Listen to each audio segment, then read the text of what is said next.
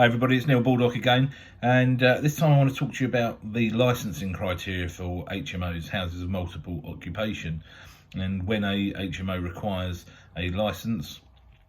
I'm also going to talk to you a little bit about historic regulations in terms of licensing, because it's just good that you're well versed in this kind of stuff to show your knowledge when you're talking to property investors. So currently in the UK, as of October 2018, the 1st of October 2018, the regulations regarding HMOs changed. And so from that date onwards, any large HMO, which is classed as one with 5 or more people living in it, so any HMO with 5 or more people living in it requires a license, and that's mandatory now anywhere within the UK. So that's not there's not just selective council licensing, which is something else we need to cover. This is mandatory licensing. Any large HMO which is 5 or more people living in it does require a license. So you could have a smaller HMO, 3 to 4 people living in it, and it won't require a license. But anything with 5 or more, it does. And that's now regardless of the number of stories, the number of levels that the property has in it. Which brings me on to the historic regulations, which was before the 1st of October 2018. An HMO would need licensing if it had 5 or more tenants and it was over 3 or more stories. So those two criteria had to be met: 5 or more tenants and over 3 or more stories.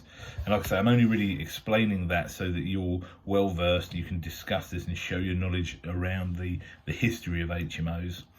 Because that has changed, so scrap that now. And as of now, this date, and I'm making this video on the 28th of April 2020, but this has been in force since the 1st of October 2018, that any HMO with 5 or more people requires a license, and that is mandatory across the country. So the other licensing criteria, there are some councils which will have something called selective licensing, and they may choose that you need to get other properties licensed, be that single let or smaller HMOs, and you need to check with your council on a case-by-case basis on that. So you do need to look out for, depending on what area of the country you operate in, the selective licensing schemes that are in place.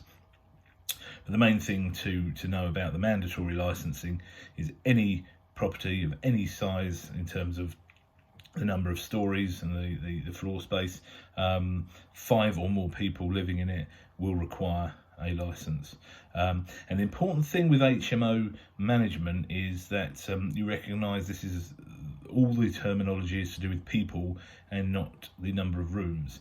So that's very important, because it's not to do with having 5 rooms, it's to do with having 5 people living in there. So hope that's helpful. That's the mandatory licensing criteria of HMOs, and we shall move on to some other subjects in the next videos.